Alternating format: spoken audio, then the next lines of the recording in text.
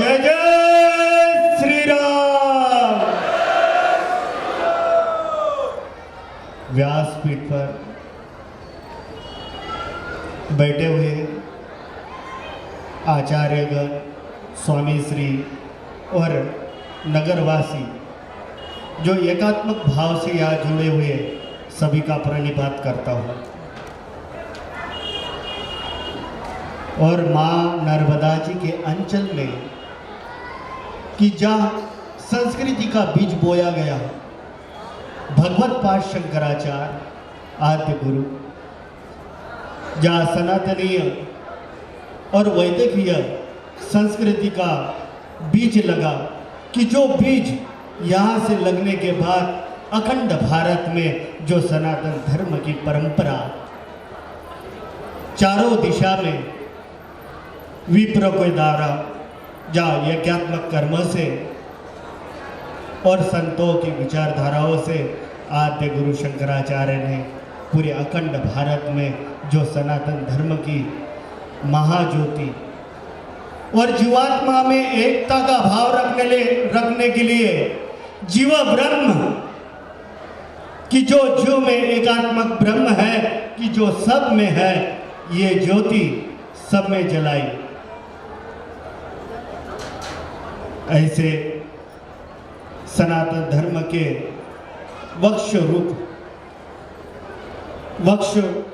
वृक्ष के एक ऐसे बीज कि जिन्होंने संस्कृति के जो बीज बोया कि जो अखंड भारत में आज भी दिखता है।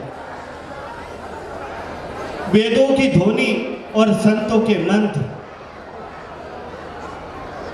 यज्ञात्मक दृष्टि से देखा जाए तो आज भी देखने को मिलता है। उसका कारण ही भगवत पाद शंकराचार्य जी है। वो समय ऐसा था कि कई मताओं के और कई विचारधाराओं के प्रवर्तक संक्रमण कर रहे थे, आक्रांता बनकर इस सनातन धर्म पर अपने विचार और मतों को जो समाज में बो रहे थे। उस समय स्वयं शंकर शिव गुरु जो राम के गुरु हैं, जो शिव गुरु, उन्हीं के अवतार रूप भगवान पाद शंकराचार्य अवतीर्ण हुए और सनातन धर्म की एक ऐसी ज्योति जलाएगी जिसमें जीव ब्रह्म बोला जाता है। और एकात्मक की दृष्टि आज जो समाज को जोड़ के रखी है,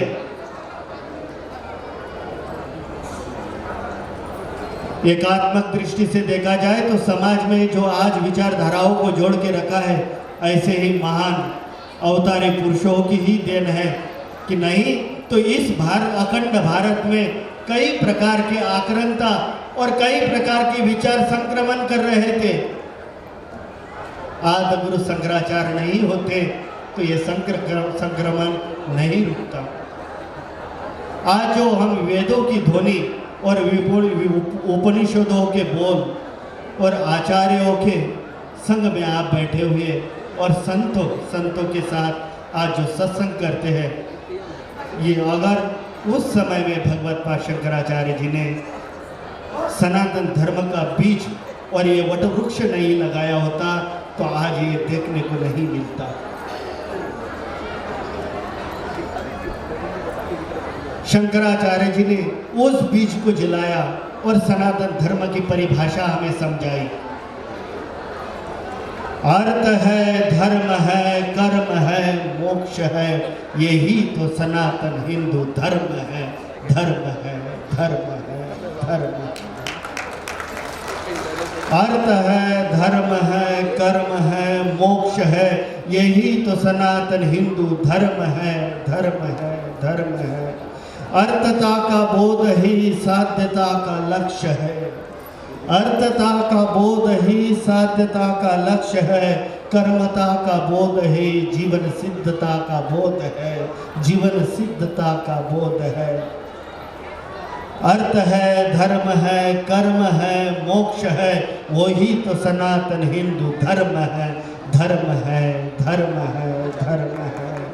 उग रही सूरज की लालिमा रंग केशर रंग की, उग्र ही सूरज की लालिमा केशर रंग, रंग केशर रंग की, आज भी प्रातः उग रहा केशर रंग ध्वज की, केशर रंग ध्वज की, केशर रंग ध्वज की।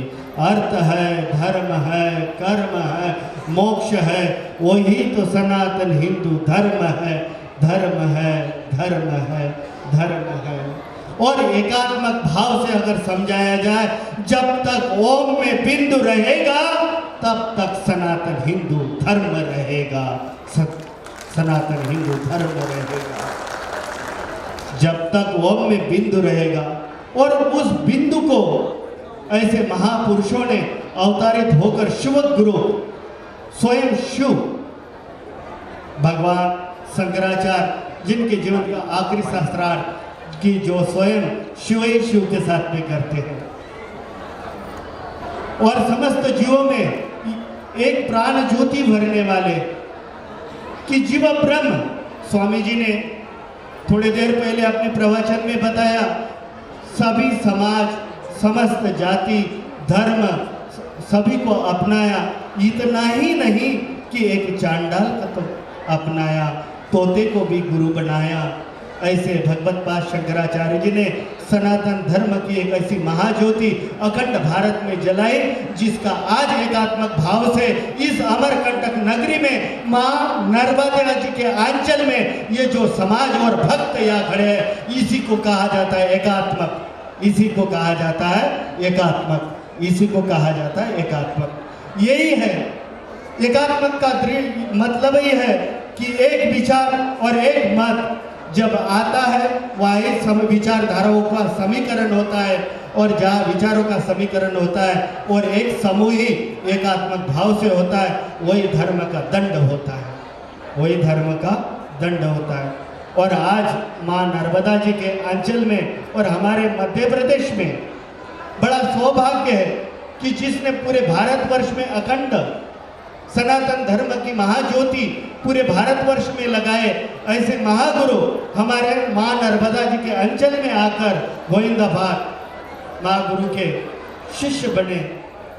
और यहाँ यही मध्य प्रदेश है कि जहाँ से पूरे सनातन धर्म की अखंड ज्योति लगी, तो हमें सभी गर्वान्वित होना चाहिए मध्य प्रदेश वासियों को कि सनातन धर्म की एक महाज्योति यहाँ से भी प्रकाशमान हुई है।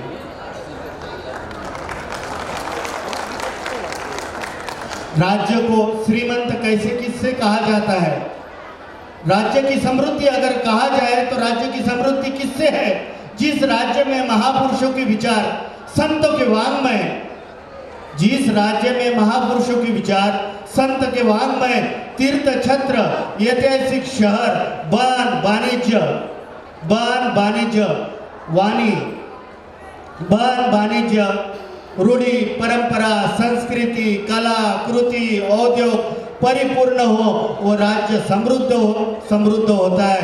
और इस मध्य प्रदेश में जो सनातन धर्म के अखंड ज्योति जलाने वाले महापुरुष, अद्वितीय, तेजस्वीय, भानु के समान प्रकाशमान करने वाले आद्य गुरु शंकराचार्य, जिन्होंने महान भास्कर को उदय होकर पूरे समाज को एक दिशा दी, और संस्कृति आज भी देखने को मिलती है।